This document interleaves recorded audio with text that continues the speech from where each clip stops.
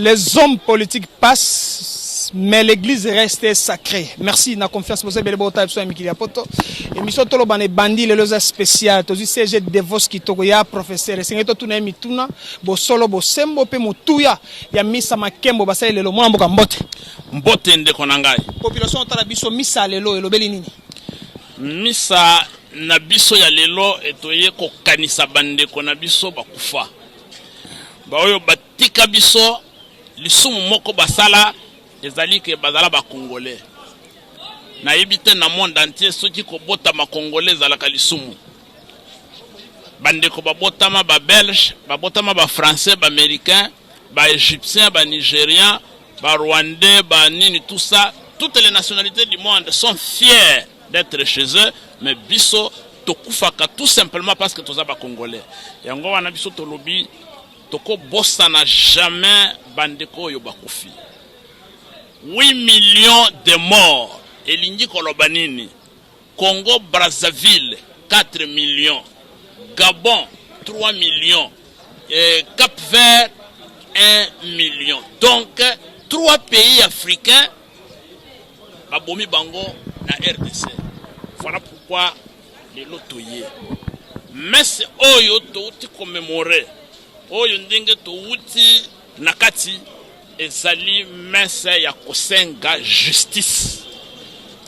Réparation pour la mémoire ya nani esengeli ya réparer bandeko poto ba otapso nani esengeli ya réparer sango mo continue mela betisi etalobi faut justice distributive justice so etombola ekolo kongo démocratique mais rapport mapping pe sengi batiango na kati na moni bo beti maboko ndeko Devos kitoko yango wana tozali na rapport mapping na kati rapport mapping ba kombo ya batu oyo baboma bandeko na biso bazali secret zate ndakisa nani tozo senga te nga awa nazali na autorisation te ya kobanda ya kotanga ka bakombo ya batu soki olingi na kopesa rapport mapping pour na zana exemplaire moko batu baye bani bazana Kinshasa bamususu bazana Rwanda bamususu bana Afrique du Sud bamususu ba monde mobimba ba boma ba congolais eloko to sengeza limoko tolingi tribunal pénal international pour na RDC pour que bandeko oyo babomaki ba congolais basamba et bazwe tumbu bo bakokota buloko bakota buloko basala tribunal wana Félix Tshisekedi président de la République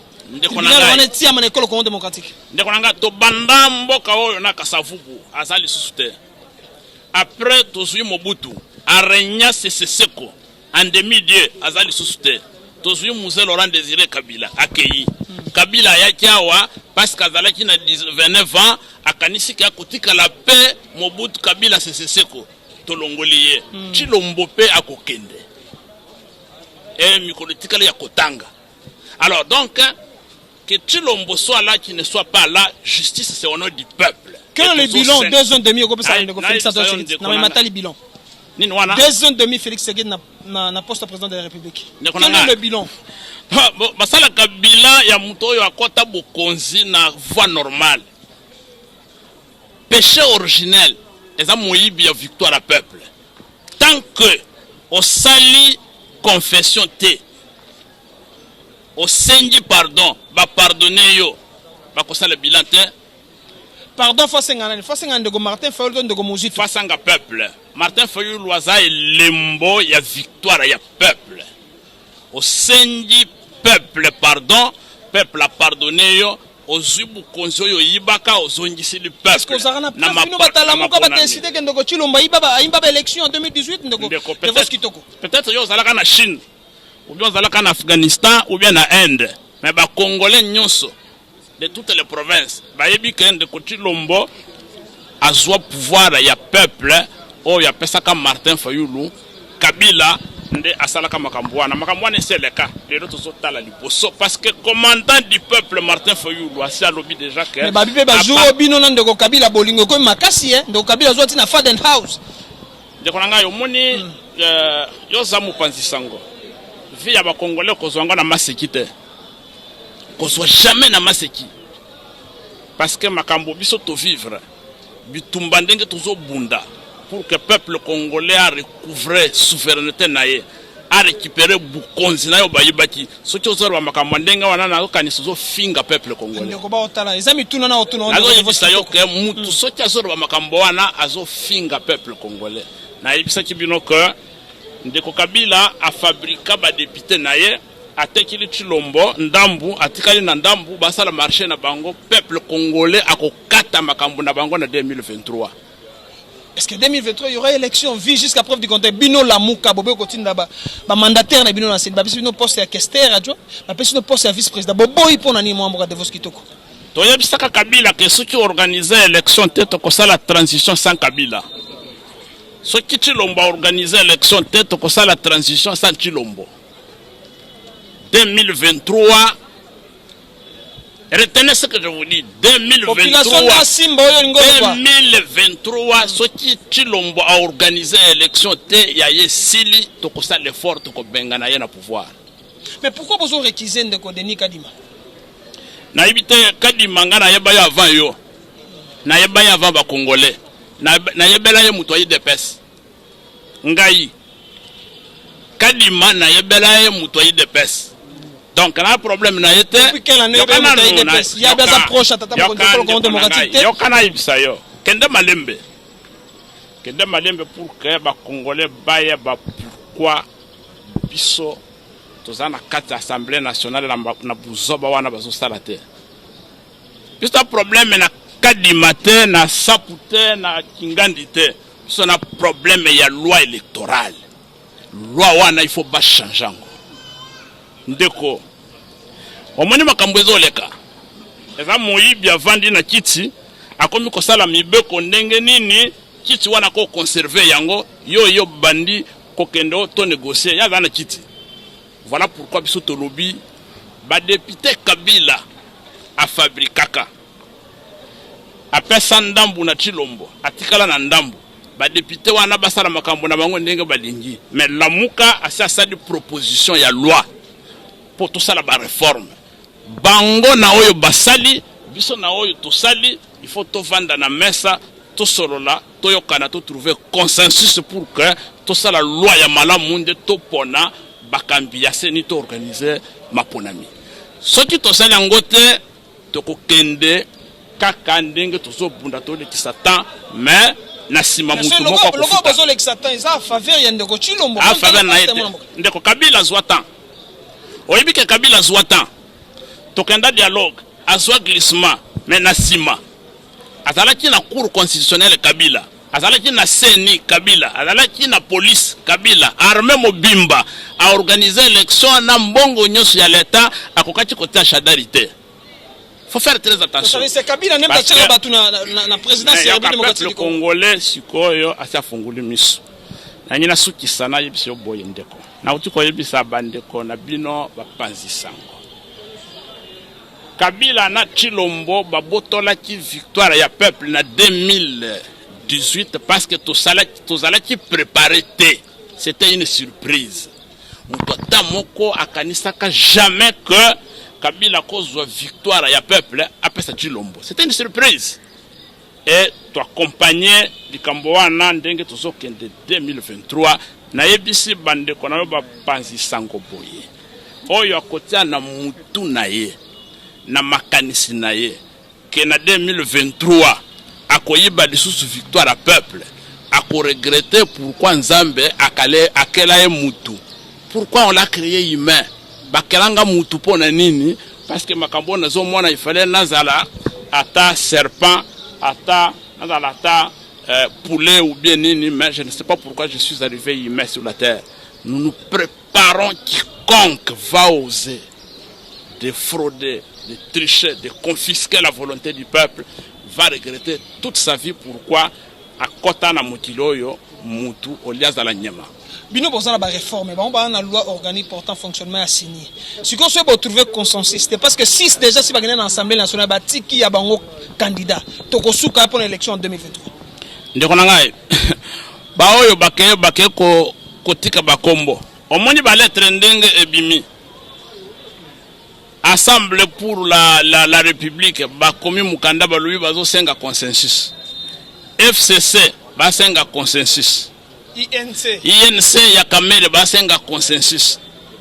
Ba prêtre ba yokanite bakomi ko senga consensus. Mais batu babanda ko senga consensus banani Lamuka. nayebisaka bino que ceux qui ont rejoindre biso na opportunisme okotika biso na constance parce que combat oyo ndenge totelemela yango tokotika mutu te. Et je vous assure que ndenge tozokendela okomona. Et na peso rendez-vous jeudi na palais du peuple. Jeudi na tongo yaka na palais du peuple. Mais lelo déjà bazo pona penye ezali kita ba pona mutu te ndeko na ngai na Côte d'Ivoire. Ba votaka loi, ba vandi ba pona ba tout peuple la telemaka bazongi lisusu ba reprendre nyonso. C'est le peuple qui détermine tout. Yango na profiter micro na yo na ibisa peuple congolais. Makambozo le kanamboka eza parce que biso moko tozolingango. Mukolo peuple a ko décider que lelo esuki wana ekosuka. Donc il faut tout tellement. Jeudi toko kende na palais du peuple population toi siéger sitting wana. To vanda pour que makambo échanger. Mais bien fondé ba réforme na bino statué na quel niveau? Bien fondé ya ba réforme na biso za dépolitisation ya seni. Tolingi ba politicien batinda ba délégué na bureau ya senité. Société civile ba oyo bakozala na compétition sur terrain te batinda batu bakamba bureau ya seni. Biso ba politicien yo lobby oza populaire tokende na terrain ngana sa populaire tokende na terrain peuple apona batu bakozala na compétition te bakabula biso vérité des yeux. Yo moko de vos qui tokoza sir na lukunga Thomas Loaka azaka secrétaire général MLC azaka candidat à lukunga mais Apola ba gagner de vos qui toko est-ce que vous avez la popularité na Thomas Loaka te na te 37 ans lita Chilombo na tata na ifuna bongo kana na ibisa yo ngana za Thomas Loaka te na zama Jean-Marc Kabunte na za Kabuya te ngana de vos qui toko fayuliste. Ah, vous affirmez là, hein? Ouais. Vous affirmez. Ana fayuliste. Donc, pour comparer ngana mutu tena unique na combat na biso. Et j'ai la confiance totale que tokolonga. Mais si on demande à la Mouka SID quel est le vrai don on peut donner pour éradiquer Flo peut-être ya Kuluna, pour éradiquer peut-être Flo Yanzala, ya kozanga mino zanga l'hôpital, quelle sera la donne ya SID na la Mouka? Mais Kuluna ya liboso za bato ba yebaka victoire à peuple. Loluka ba Kuluna ya liboso. Tant que ba Kuluna ba yebaka victoire bazana pouvoir, ba Kuluna ya mike ba kusila te. Il faut d'abord tolongola ba Kuluna minene, lesko yo to arranger na ba Kuluna mike. C'est toute la solution. C'est ça. Ouais.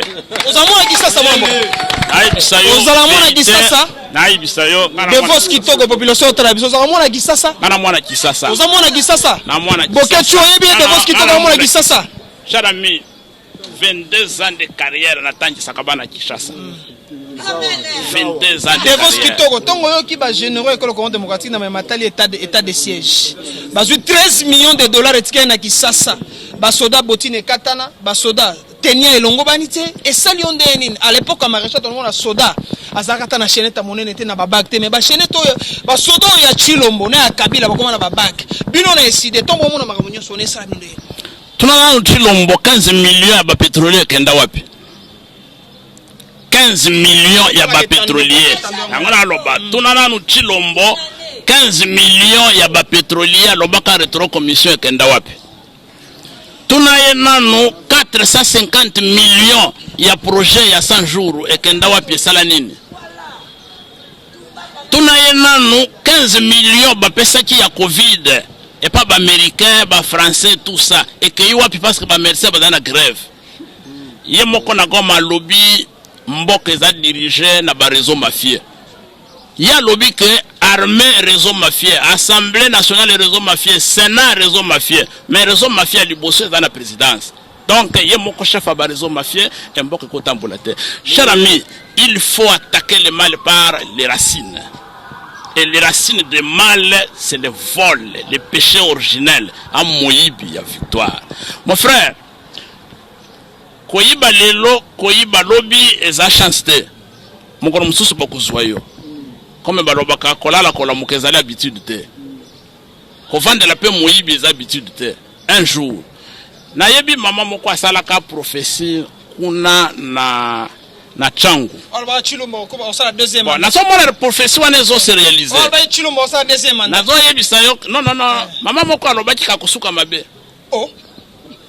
Na so mona prophétie ezo kende ko se réaliser. Très bien. Omonanga to komi. Je n'ai jamais vu na mboka oyo tribalisme ndenge komi lelo. Tribalisme à niveau ni mona mboka bazo nomé batu nyonso ndenge longo bani ekolo. Mike bakomi kofingana bafinga ba mikolo respect za lisusu te kofingana basango kokota ba église ndenge to mona ki Kabila na suka bakomi kokota na ba église ba buka ba objet sacré lelo bazongelango les signes de la fin. Non mais eza ba militant incident na nouvelle land d'offre muzu nde bango bakendaki kuna pa ndeko cardinal mbongo babambi mabanga ba ndeko ide peste. OK, et ça ridicule parce que ya lobi azana pouvoir. Biso tana pouvoir te. Elle tout ça la marche kanga kabiso. Pourquoi elle toke ko buka kanji biso te? Faut tra ketando ke kana ki télévision ole ka direct na TNT na clair na YouTube. Il fallait ya sana pouvoir. Ndenge balobi ke bazana pouvoir. Il fallait herba militant ya la muka ba ko buka patata cardinal bakanji bango balakisi bango na télévision. Pourquoi bakanji bango te? Devos kitoko les hommes politiques passent mais l'église reste et sacrée.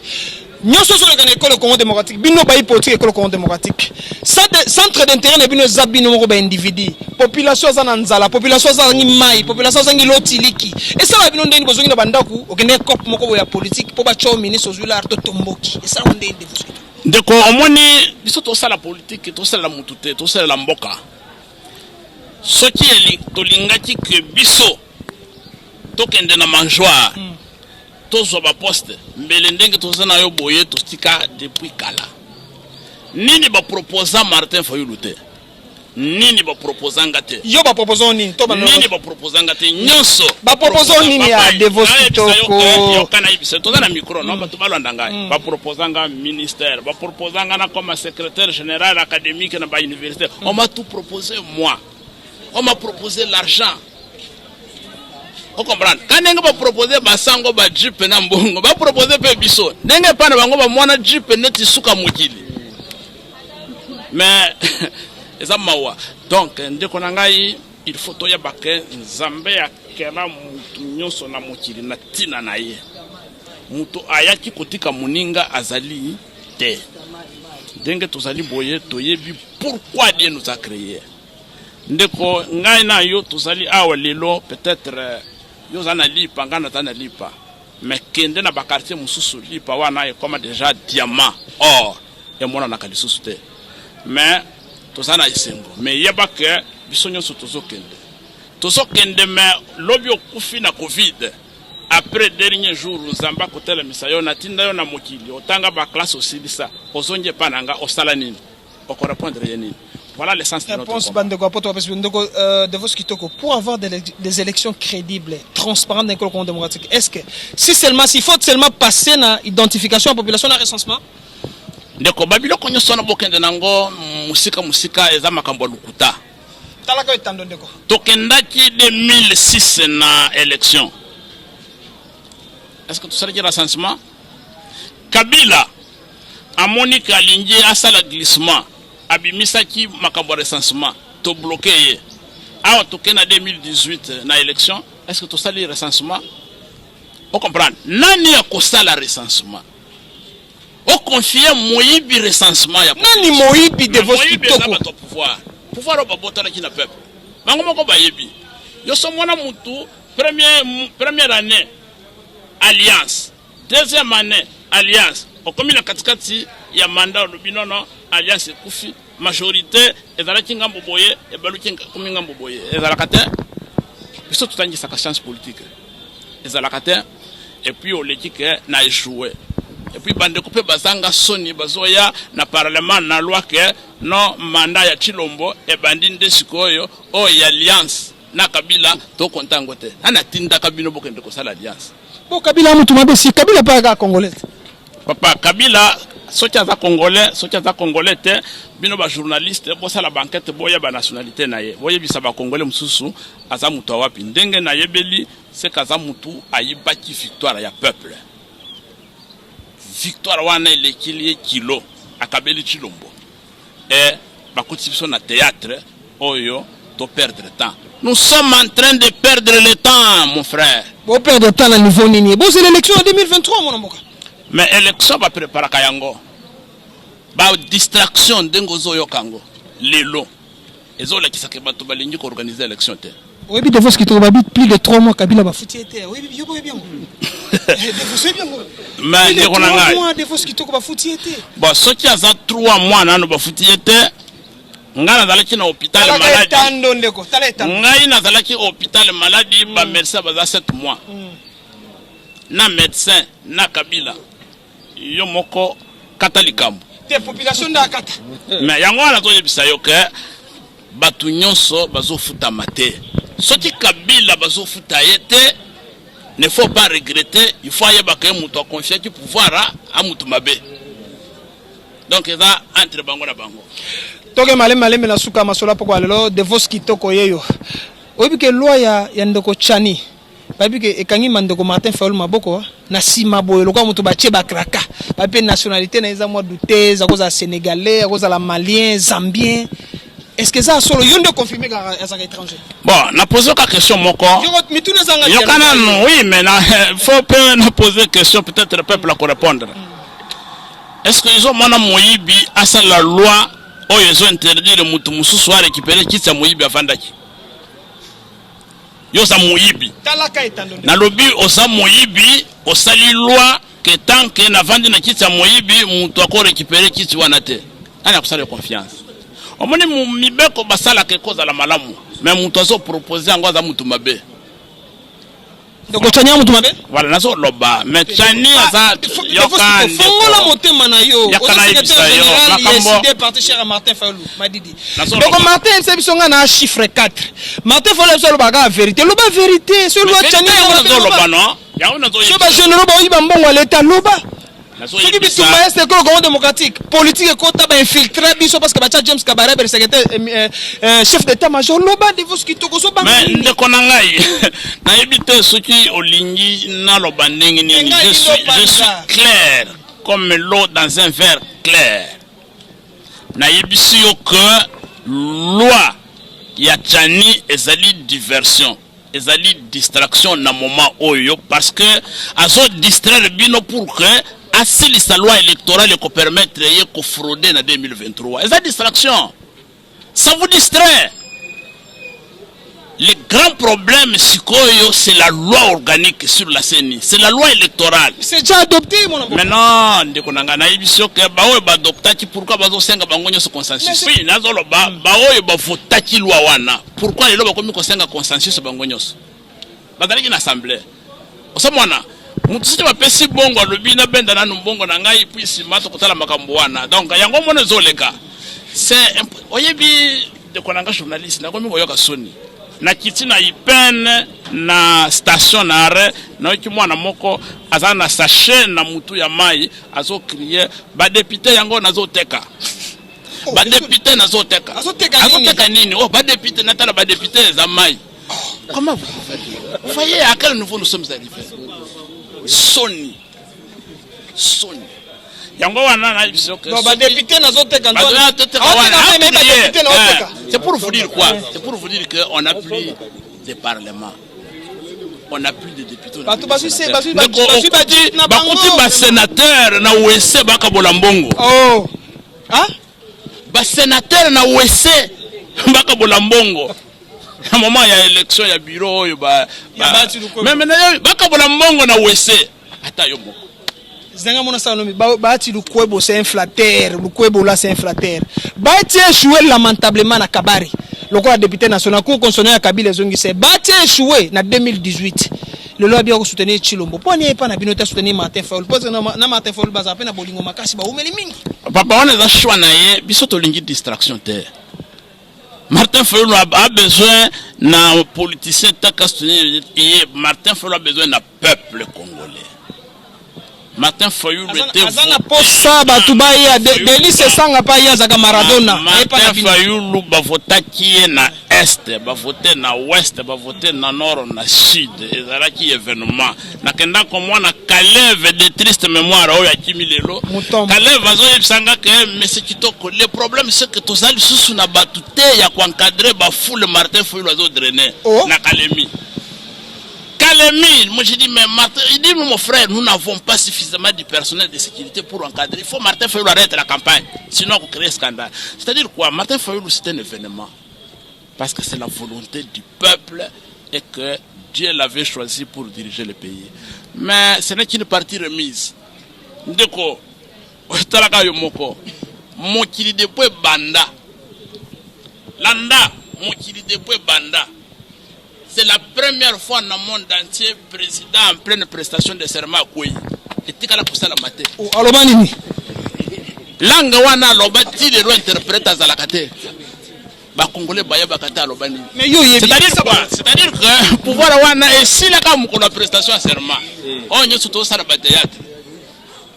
Et que c'est nous qui ne sommes pas sérieux parce que nous devons récupérer. Devos Kitoko, est-ce que vous assirez parce que tu suis ici entretien le lot ban spécial le na bandi était deuxième épisode où ya poto vanda pena to vandi sa makanisi au sana ba document ngapena ba document pour na ko éclairer la population démocratique. Est-ce que vous assirez élection 2023 yani? Bon, problème élection 2023 est sa volonté moutouté. C'est ça problème cause la sûreté, c'est une obligation, il faut élection et ça là. Donc vous doutez de la loi. Le mandat est constitutionnel. Tu as fraudé, tu as triché. À un moment donné,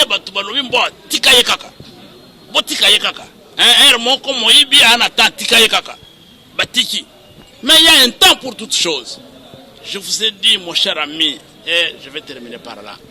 2023, tokokende élection. Tokosala maponami.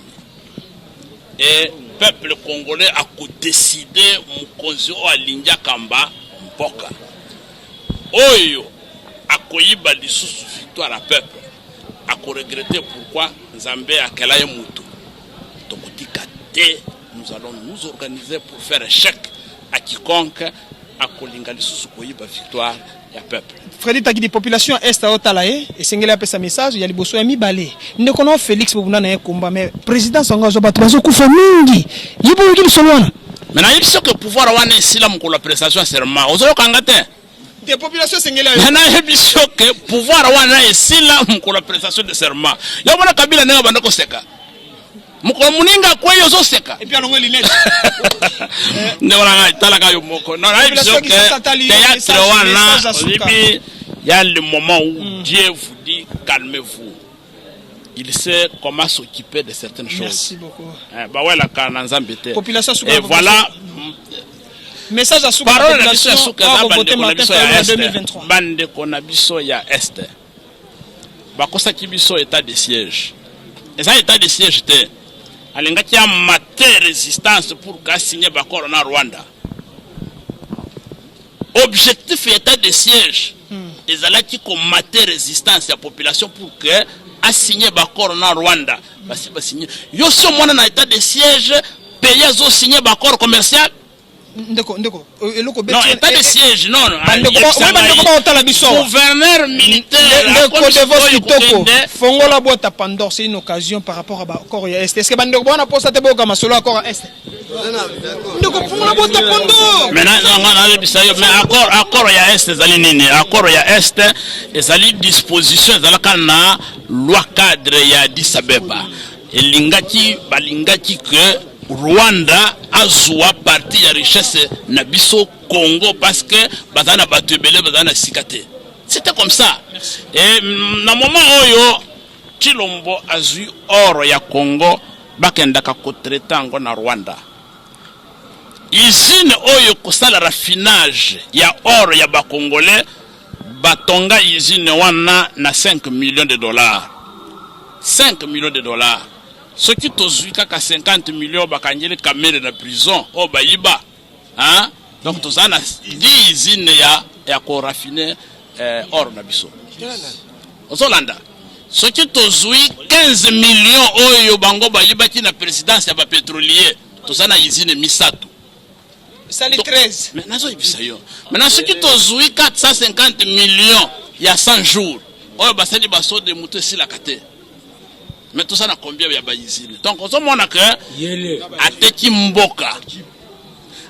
mboka. Na ligne ko lobate parce que bambongo ebele. Combien 27 millions ya ba jeep ya ko corrompre ba député pour que ba voter ba loi oyo zo mona ezo le kapuzoba. C'est une honte. C'est une honte. Voilà pourquoi le ministre Affaires sociales to yabaka yete mais to tikala ko yabaka ka mama Denise na mama Olive. Bongo ministre asala kanini. Bon, yango wana mboka zo tambola bala muté. Na yebisa yo que yokana na yebisa yo que to yabaka ministre Affaires sociales te. Merci beaucoup. Mais tu dis que Bassia Batou, merci beaucoup. Bon, c'est-à-dire que le pays ne marche pas très bien. Il y a un ministre des Affaires sociales, Toya Bakayete. Merci beaucoup. Aswa Kambongo ya kopesa badon te. Mais ka Bassia Batou nde bakoma na mbongo. Merci beaucoup. Bango avant au Talibal ozalaka na combien? Merci beaucoup.